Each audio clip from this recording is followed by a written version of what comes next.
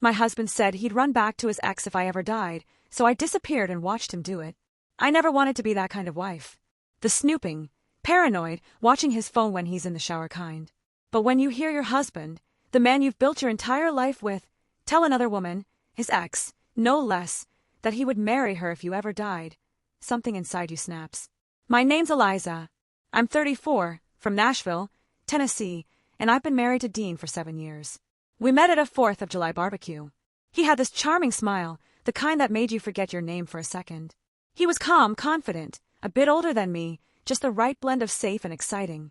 We dated for a year, got engaged, and did the whole white picket fence thing.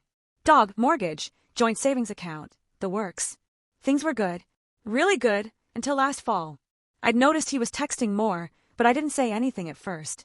Everyone texts, and I trusted him, but then he started turning his phone upside down when I entered the room. He'd smile at messages, quickly clear his notifications. I brushed it off for weeks until one night, curiosity got the best of me. He was asleep. Phone unlocked. I wish I hadn't looked. God, I wish I could take it back. There she was, Natalie, the ex, the one he told me had been crazy, the one he said he never wanted to speak to again. Her name lit up the screen, over and over. Flirty texts. Do you ever think about us? I miss your voice.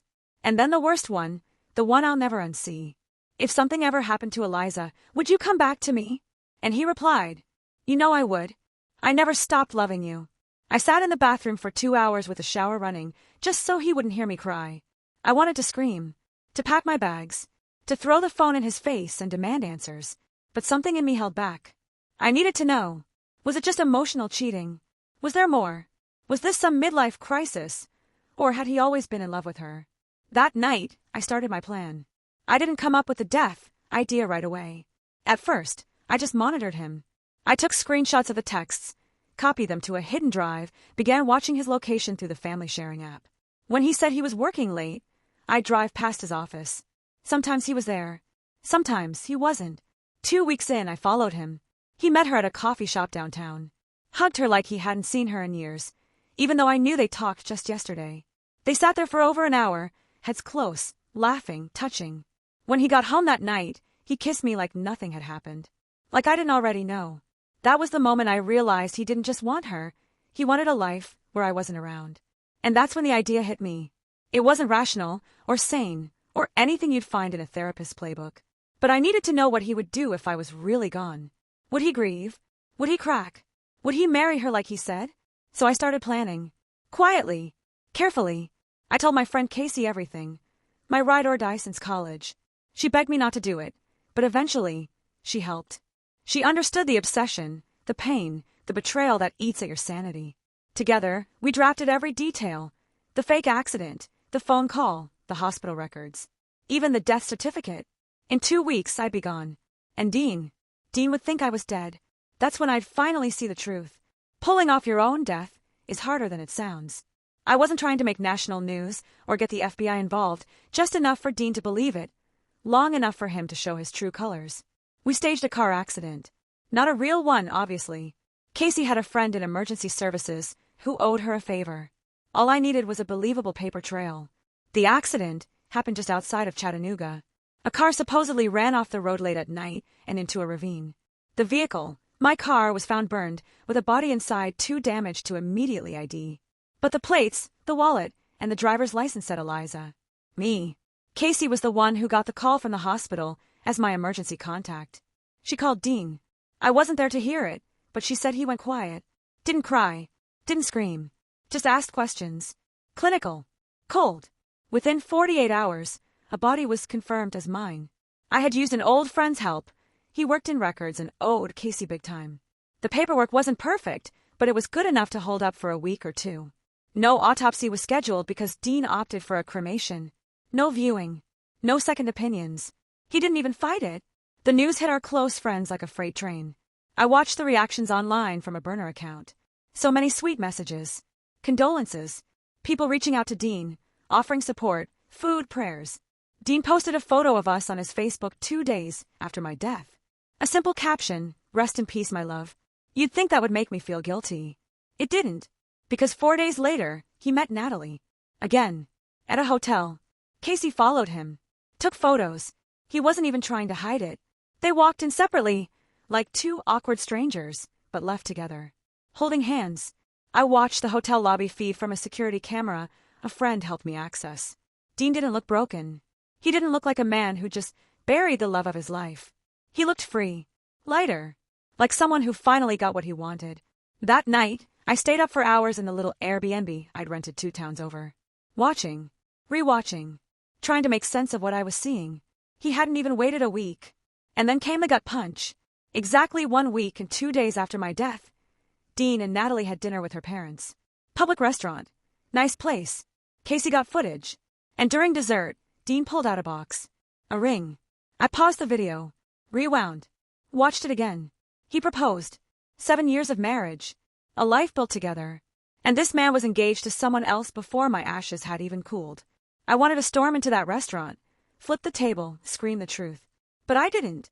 Because now I needed to see how far he'd go. The next day, he contacted a realtor. Said he was selling the house. Our house. My garden, my bookshelf, my dog's ashes still on the fireplace mantel. And just like that, my life was being packed up and thrown out. Like I'd never even existed. The final straw. He started talking about using my life insurance. Said he needed the funds to move on. But the joke was on him, because I never let him become the sole beneficiary. Casey knew that too. He was going to learn the hard way. At this point, I'd seen enough. The hotel. The engagement. The real estate agent listing our home like it was just another transaction. Dean wasn't mourning. He wasn't unraveling. He was celebrating. So, I decided it was time to end the charade. But I wasn't going to just show up at the front door. No. He had made a spectacle of moving on, so I was going to make a spectacle of my return. The plan was simple. Crash the engagement party. Yes, they actually threw an engagement party. 2.5 weeks after I died. Natalie's parents hosted it at their lake house. There were caterers, a band, even a banner that said a new chapter begins.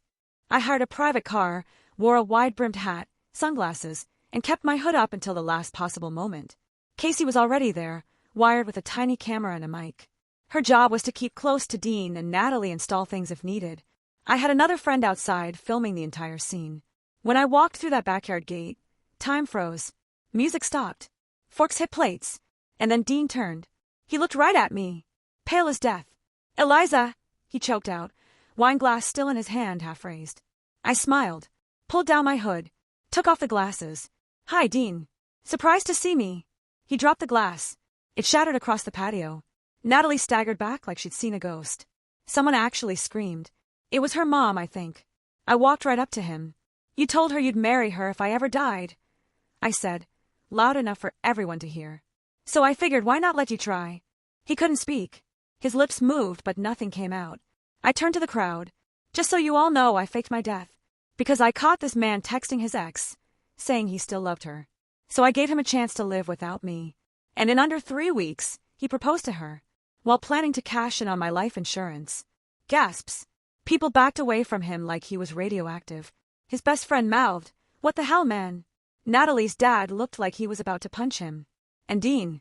He finally found his voice. "Eliza, I thought you died. What the hell were you thinking? That's insane." "No," I said, stepping closer. "You know what's insane? Promising forever to someone, then making funeral plans one day and engagement plans the next." He reached for me. I stepped back. "Don't," I warned. "I already talked to a lawyer. And the insurance company. You're under investigation, Dean. Good luck explaining all this to them." That was true, by the way. I'd reported the attempted claim. The fake death was technically fraud, yes, but I never actually filed anything.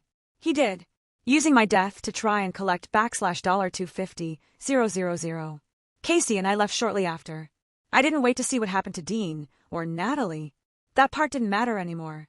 Over the next few weeks, I got texts, emails, begging, apologies, then anger, then silence. I moved out of state. New name, new job, new life. Sometimes I still think about it. About him. About how easy it was for someone to replace me like I was a seat at the table. But mostly, I feel peace. I don't question my sanity or regret the plan. Because when you really want to know the truth about someone, sometimes the only way to find out is to disappear.